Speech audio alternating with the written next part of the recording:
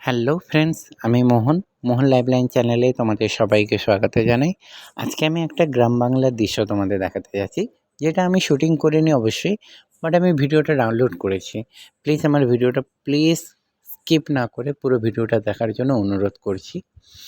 দেখবেন বন্ধুরা, ছোটোবেলায় যখন আমরা ছোটোবেলায় ছিলাম, তখন আমাদের বাড়ির আশেপাশে এতটাই সবুজে ভরা থাকতো, ক্ষেতে এতটাই রোমান্টিক লাগতো যে এখনকার ওই দৃশ্যটা খুবই দেখা যায় না। আর বিশেষ করে গ্রাম বাংলায় এখনও আছে, কিন্তু এখন ওই গ্রাম বাংলায় মাঠে ক্ষেতের সাইডে ঘরবাড়ি হয়ে মানে ওই রকম দৃশ্যগুলো খুবই মিস হয়। যেমন ধরো, একটা মাঠের মধ্যে দিয়ে মাটির রাস্তা চলে যাওয়া, ধানের ক্ষেতের দুদিকে একটা মাটির রাস্তা থাকে, ওইখানে বিকেলবেলা হলে খেলতে যেতাম, ঘুরতাম, খুবই এনজয় করতাম। আর বিশেষ করে যখন রবিবার ছুটি থাকতো, সে তো বলারই নেই, পুরো দিনটাই ওই মাঠেই কাটতো। এখনকার জেনারেশনে মানে আমাদের থেকে পরের জেনারেশন যারা এখনকার ব্যাচে আছে, ওদের কথাই বলছি।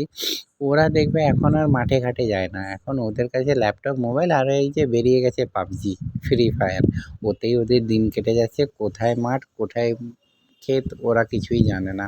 কিন্তু আমরা এইভাবে এনজয় করতাম, বিকেলে ঘুরতে যেতাম, খুবই মিস করছি এখন। আমাদের স্মৃতিগুলো খুবই মনে পড়ে। আমার মতো কাদের কাদের এইসব স্মৃতি মনে পড়ে, প্লিজ আমাকে কমেন্ট করে জানাবেন। এবং আমার মতো কারা কারা ছোটোবেলায় এরকম মাঠ ঘাট খেতে ঘুরে বেড়িয়েছো, খেলা করেছো, প্লিজ কমেন্টে জানাবেন। কারণ আমি গ্রাম বাংলারই একটা ছেলে। আমি গ্রামকে খুব ভালোবাসি, শ্রদ্ধা করি।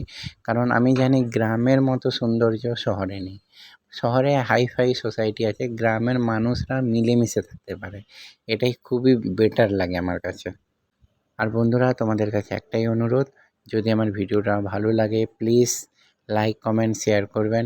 আমার চ্যানেলটাকে সাবস্ক্রাইব করবেন, পাশে থাকা বেল আইকনটি প্রেস করে দেবেন। আমি একা থাকি, ভিডিও শুটিং করতে পারি না, কাজের মধ্যে থেকেই করি, তাই কিছু ভুল ত্রুটি হয়ে গেলে প্লিজ ক্ষমা করবেন প্লিজ।